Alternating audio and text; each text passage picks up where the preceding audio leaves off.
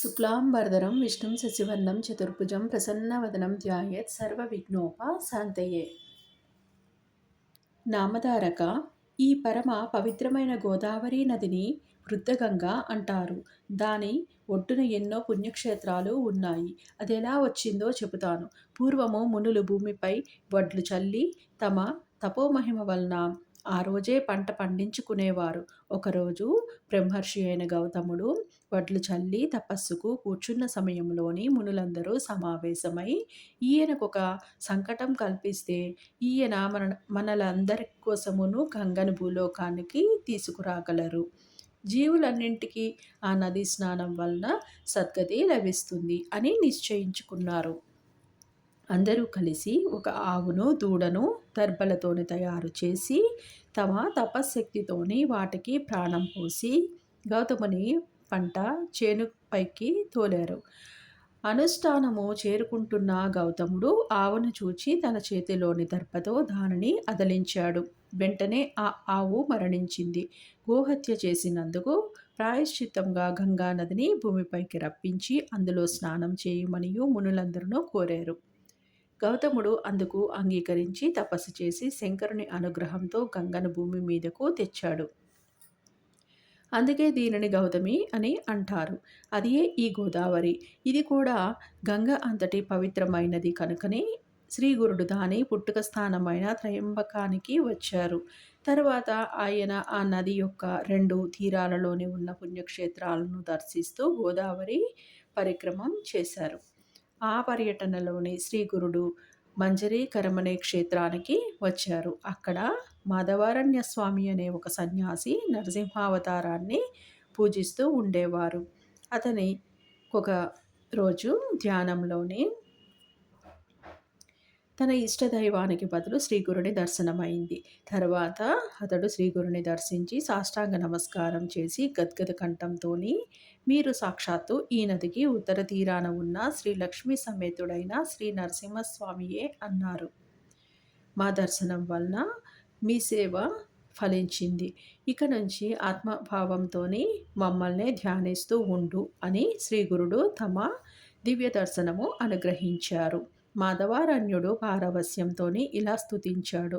ఓ జగద్గురు సార్వభౌమ, మీకు జయము జయము. నరునిలా కనిపిస్తూ ఉన్న మీరు త్రిమూర్తి స్వరూపము, లోకాలను ధరించే జగజ్యోతి అయిన పరమ పురుషులు. మీ పాద దర్శనం వలన కృతార్థుడిని అయ్యాను.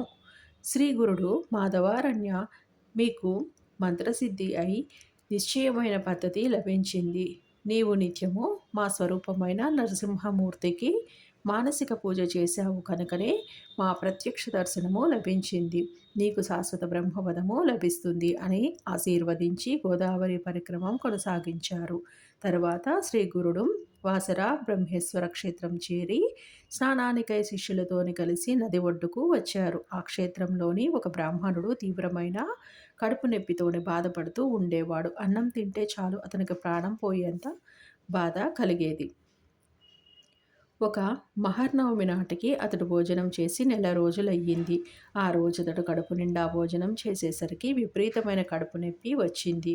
అన్ని జీవులకు ఆధారమైన అన్నము సరిపడకుండా వచ్చాక నేను జీవించడం కంటే మరణించడమే మేలు అనుకుంటూ అతడు ఆ రోజు గోదావరిలోని పడి చావాలనియు నిశ్చయించుకున్నాడు. అతడు తన మెడకు బండ కట్టుకొని ఆయాసపడుతూ చివరిసారిగా శివుని స్మరించి, స్వామి, నేను పూర్వజన్మలోని పేదలకు అన్నదానం చేయలేదు, అతిథులను ధిక్కరించాను. ఈ జన్మలో భూమికి భారమయ్యాను. ఎట్టి పుణ్యము గత జన్మలోని చేయనందువల్లనే కాబోలు ఈ జన్మలో కొద్దిపాటి పుణ్యఫలం కూడా అనుభవించలేదు. బ్రాహ్మణుల జీవనమో పశువుల గ్రాసమో అపహరించిందో, నమ్మిన వారికి ద్రోహం చేశాను, తల్లిదండ్రులను అవమానించాను, లేక ఎన్నో జీవులకు నివాసమైన వనానికి నిప్పు పెట్టాను, తల్లిదండ్రులను విడిచి భార్యతో కలిసి మృష్టాన్న భోజనం చేశాను, లేక వధూవరులను చంపానేమో, లేకుంటే అనమే గిట్టిన ఈ వ్యాధి నాకెందుకు వస్తుంది, ఈశ్వరుని భక్తితో పూజించలేదు, లేక నేను సద్గురువుని నిందించానేమో, లేకుంటే నన్నే దైవము ఎందుకు అనుగ్రహించదు అని పరితపించి నదిని సమీపించాడు. సరిగా సమయానికి శ్రీగురుడు తన శిష్యులతోని కలిసి స్నానం చేయటానికి నది వద్దకు వచ్చారు. ఆ బ్రాహ్మణుడిని చూచి ఆయన అతనిని తీసుకురమ్మనియు శిష్యులను పంపారు. శిష్యులు పరుగున పోయి నీటిలోని మునగబోతున్న ఆ విప్రుని బలవంతాన శ్రీగురుని వద్దకు తీసుకువచ్చారు.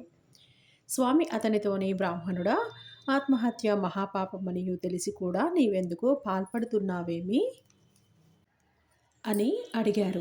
ఆ బ్రాహ్మణుడు, స్వామి, నన్నీ విషయము అడిగి మాత్రము ప్రయోజనము ఏమి ఉన్నది? పక్షానికి నెలకు ఒక్కసారి భోజనం చేసినా కూడా భరించరాని బాధ కలుగుతున్నది. అన్నం తినకుండా నేనెలా బ్రతికేది? నేను జీవించడం వలన భూమికి భారమే కానీ ప్రయోజనం ఏమీ ఉన్నది అని చెప్పి కన్నీరు కార్చారు.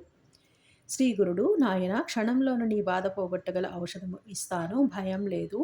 ముందుగా నీవు నిర్భయంగా రుచికరమైన భోజనం చేయి అన్నారు.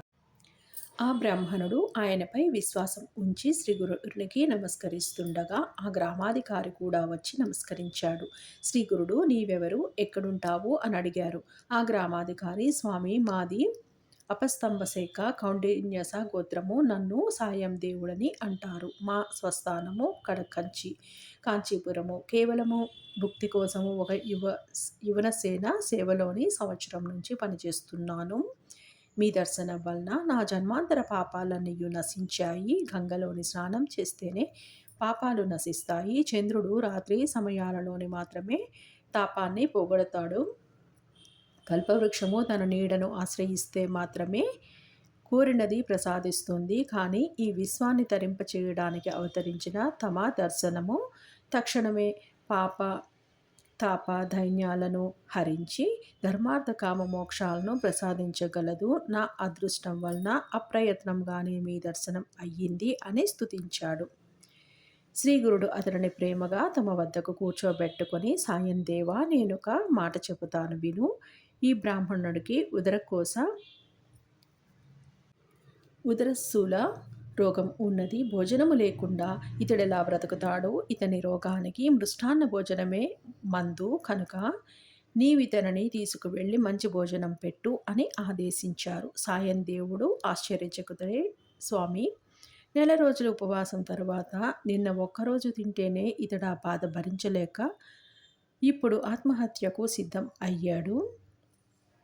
ఇతనికి భోజనం పెడితే బ్రహ్మహత్యా పాతకం చుట్టుకుంటుందేమో అన్నారు. స్వామి నవ్వి, అలా అయితే ఇంకా మంచి, ముందు చెబుతాను విను.